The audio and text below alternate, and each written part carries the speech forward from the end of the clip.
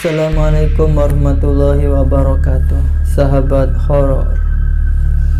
Dalam kesempatan kali ini, saya Ilyas akan menceritakan kisah yang masih menjadi misteri hingga saat ini. Ceritanya seperti apa? Yuk langsung simak saja. Namun sebelum lanjut videonya, alangkah baiknya untuk menekan tombol subscribe terlebih dahulu dan nyalakan lonceng notifikasinya agar tidak ketinggalan berita terupdate dari kisah-kisah video menariknya dari channel saya ini. Dan terima kasih banyak bagi yang sudah subscribe di channel saya ini, dan bagi sahabat horor yang telah mengklik video ini, terima kasih banyak.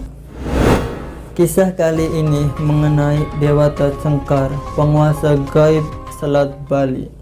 Di selat yang menghubungkan Pulau Jawa bagian timur dengan Pulau Bali bagian barat ini disebut-sebut oleh sebagian penduduk Banyuwangi dan Jimbaran. Ada penguasa gaibnya. Sosok gaib tersebut berwujud makhluk raksasa bernama Dewata Cengkar. Karena itu, jika terjadi sesuatu di selat ini, maka selalu dikait-kaitkan dengan Dewata Cengkar. Bagaimanakah sesungguhnya? Nama Selat Bali yang menjadi pembatas sekaligus penghubung antara Pulau Jawa dengan Pulau Bali sudah tak asing lagi bagi masyarakat yang sering menggunakan jasa transportasi laut di selat ini, khususnya bagi masyarakat Pulau Jawa yang sering bepergian ke Bali via darat atau sebaliknya, karena memang hanya Selat Bali satu-satunya tempat penyeberangan yang menghubungkan kedua pulau ini. Kendati demikian, jarang ada yang tahu jika Selat Bali mempunyai legenda yang berhubungan dengan kisah Aji Soka dan Dewata Cengkar. Sosok Dewata Cengkar inilah yang disebut-sebut oleh sebagian masyarakat Ketapang dan Banyuwangi, Jawa Timur, serta masyarakat Gilimanuk dan Jimbaran, Bali, sebagai penguasa gaib selat tersebut. Karena mitos yang begitu kuat melekati hati sebagian masyarakat nelayan yang tinggal di Ketapang maupun Gilimanuk, jika ada kejadian yang menelan korban jiwa di Selat Bali serta di sekitarnya, pasti akan dihubung-hubungkan dengan keberadaan Dewata Cengkar. Bahkan mitos ini juga dipercaya oleh masyarakat yang bukan dari kalangan nelayan, namun yang tinggal di sekitar pantai Selat Bali atau sekitarnya juga pada percaya. Seperti yang dituturkan oleh salah seorang penduduk Ketapang bernama Pamuji berusia 45 tahun. Menurut pria yang sehari-hari berjualan kopi di pelabuhan Ketapang ini, mitos tentang penguasa Selat Bali yang bernama Dewata Cengkar sudah dipercaya oleh sebagian masyarakat setempat sejak zaman dulu atau secara turun-temurun hingga sekarang. Karena itu, setiap tahunnya baik di pelabuhan Ketapang serta pantai-pantai pada sekitar Selat Bali, masyarakat pasti menggelar persembahan sesaji yang dibuang ke laut. Sesaji ini sengaja dipersembahkan kepada penguasa gaib Selat Bali, Dewata Cengkar. Sedangkan pelaksanaannya dilakukan pada saat pesta panen ikan. Bagaimana jika kegiatan ritual persembahan sesaji ini diabaikan? Menurutnya lagi, hampir dapat dipastikan akan terjadi sesuatu di Selat Bali, entah itu menimpa nelayan atau kapal feri penyeberangan. Kalau pelaksananya bisa digelar pada bulan Suro, namun ada juga nelayan yang melanggar di saat musim panen ikan di bulan Februari. Dan kalau sampai tidak dilaksanakan, hampir dapat dipastikan akan terjadi sesuatu pada nelayan atau kapal feri penyeberangan, jelas pria itu. Masih menurut Pamuji, kejadian gelombang pasang yang berlangsung pada saat kejadian yang menimpa hampir seluruh pantai di Indonesia, khususnya pantai selatan termasuk Selat Bali dan sekitarnya, juga dikaitkan dengan keberadaan sang penguasa Selat Bali, yakni Dewata Cengkar. Menurut kepercayaan sebagian masyarakat setempat, khususnya para nelayan. Jika terjadi gelombang pasang yang tidak semestinya, berarti sosok Dewata Cengkar yang berwujud raksasa itu sedang murka karena suatu hal, dan jika sudah mencapai puncak kemarahannya, maka akan membawa korban nyawa manusia.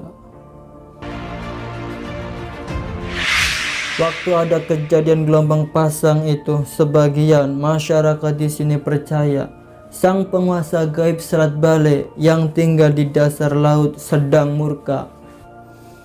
Kata Pamuji menjelaskan.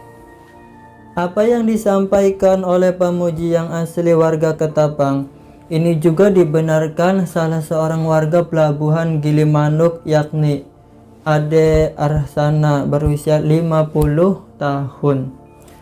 Sebagaimana yang dituturkan oleh pria ini, sebenarnya mitos sosok Dewata Cengkar jauh lebih akrab di telinga orang Bali daripada orang Jawa. Hal ini bisa dilihat dari namanya yang berbau nama Bali, yakni Dewata. Sama seperti halnya sebagian masyarakat di sekitar pelabuhan Ketapang, sebagian masyarakat Bali yang tinggal di sekitar pelabuhan Gilimanuk juga percaya dengan adanya mitos Dewata Cengkar. Bahkan karena kuatnya mitos ini, pada sebagian besar masyarakat di Gilimanuk, sesaji yang diberikan kepada Dewata Cengkar tidak hanya sekali dalam 1 tahun seperti yang dilakukan oleh sebagian masyarakat di sekitar pelabuhan Ketapang, tapi sesaji yang dihaturkan kepada Dewata Cengkar dilakukan setiap hari. Kalau bagi masyarakat Bali yang tinggal di sekitar Selat Bali atau pelabuhan Gilimanuk ini, sesaji dipersembahkan setiap hari, karena bagi masyarakat Bali tiada hari tanpa sesaji, ungkap Ade Arsana yang berprofesi sebagai pedagang souvenir di pelabuhan Gilimanuk. Lalu siapa sebenarnya sosok Dewata Cengkar yang disebut-sebut sebagai penguasa gaib itu? Menurut Pamuji, untuk mengungkap siapa sebenarnya Dewata Cengkar, semua itu berkaitan erat dengan legenda Aji Soka.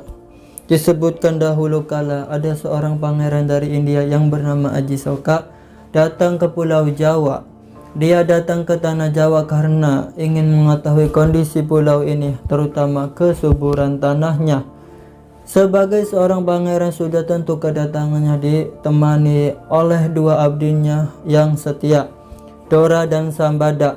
Ketika tiba di tanah Jawa Dwipa saat itu, yang berkuasa adalah seorang raja dari bangsa raksasa yang bernama Dewata Cengkar. Sosok raksasa inilah yang kala itu memerintah kerajaan Baka. Kira-kira dulu kerajaan ini berada di sekitar Magelang, Jawa Tengah. Namun, karena hanya legenda, tak ada situs yang ditemukan oleh para ahli purbakala yang berkaitan dengan kerajaan Baka. Walau di selatan Candi Prambanan, Klaten, Jawa Tengah, ada sebuah candi yang bernama Candi Baka. Namun candi ini dibangun pada abad 8 oleh Wangsa Shailendra, di mana yang saat itu memerintah kerajaan Mataram Hindu adalah Raja Samaratungga. Beliau memerintah Mataram Hindu tahun 812 sampai 833. Kembali ke cerita Aji Soka. Saat dirinya datang di tanah Jawa, keadaannya benar-benar gemah, ripah, loh cinami, subur makmur. Namun hatinya merasa iba kepada rakyat Baka. Betapa tidak.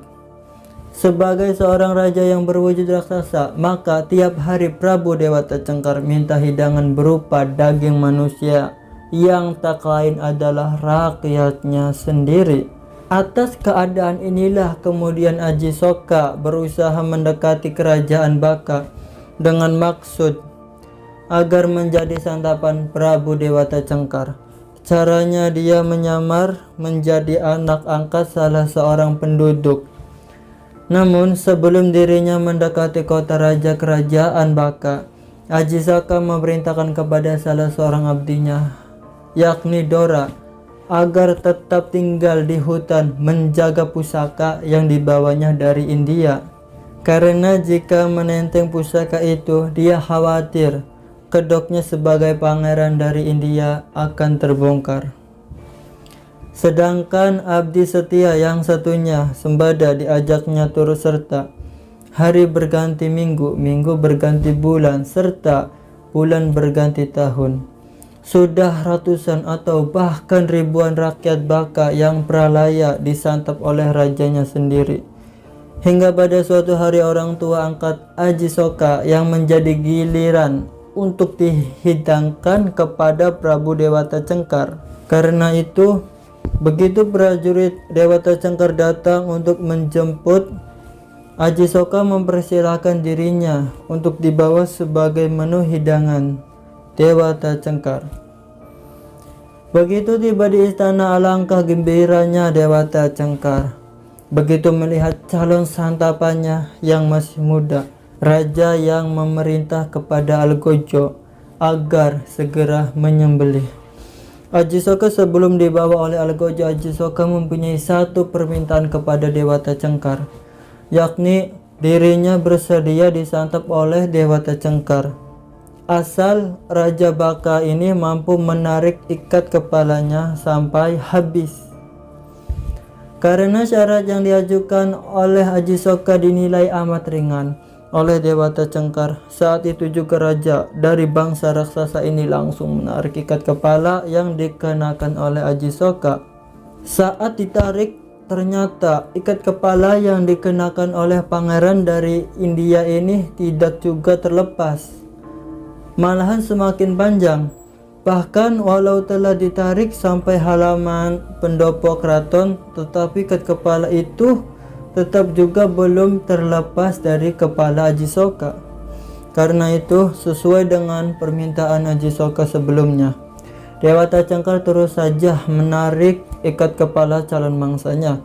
Tapi tetap saja belum berakhir, bahkan hingga radius 9 km bahkan ratusan. Dewata Cengkar belum juga mampu mengakhiri pekerjaannya. Hingga pada akhirnya Dewata Cengkar sampai tiba di tepi pantai daerah Banyuwangi, sekarang Pelabuhan Ketapang. Begitu mengetahui jika tiba Dewata Cengkar telah sampai di tepi pantai, Aji Soka langsung mengibaskan ikat kepalanya yang salah satu ujungnya tengah dipegang oleh Dewata Cengkar. Karena kibasan yang dilakukan oleh Aji Soka menggunakan kesaktian, saat itu raja dari bangsa raksasa ini terlempar ke tengah laut Selat Bali. Lantaran tidak bisa berenang, Dewata Cengkar pun langsung mati. Konon, sejak saat itu Dewata Cengkar menjadi penguasa gaib Selat Bali yang sekaligus telah menjadi makamnya. Kalau menurut tutur dari mulut ke mulut secara turun-temurun, ceritanya seperti itu. Tapi itu hanya legenda. Percaya silakan, tidak percaya ya silakan juga. Tapi yang jelas sebagian masyarakat khususnya orang tua percaya dengan legenda ini. Jelas pamuji. Sejak kematian Dewata Cengkar di tengah Aji Soka, kehidupan rakyat kerajaan Baka langsung membaik. Rakyat menjadi hidup makmur. Hingga pada suatu hari rakyat meminta agar Aji Soka menjadi raja di kerajaan Baka. Karena permintaan rakyat Baka, Aji Soka tak dapat menolak. Namun sebelum naik tahta, dia meminta kepada abdi setianya yang ikut Sembada agar menemui Dora, salah satu abdi yang lainnya, untuk meminta pusaka titipannya. Maka itu berangkatlah Sembada ke tengah hutan di mana sahabatnya Dora bersembunyi untuk menjaga pusaka tuanya tersebut. Begitu bertemu dengan Dora, Sembada langsung meminta pusaka milik Aji Soka yang dititipkan ke rekannya itu. Karena sebelum pergi meninggalkan Dora, Aji Soka berpesan agar siapapun tak boleh mengambil pusaka miliknya kecuali dirinya sendiri. Maka ketika pusaka itu diminta Sembada, Dora pun mempertahankannya. Alasannya cukup kuat sesuai pesan Aji Soka.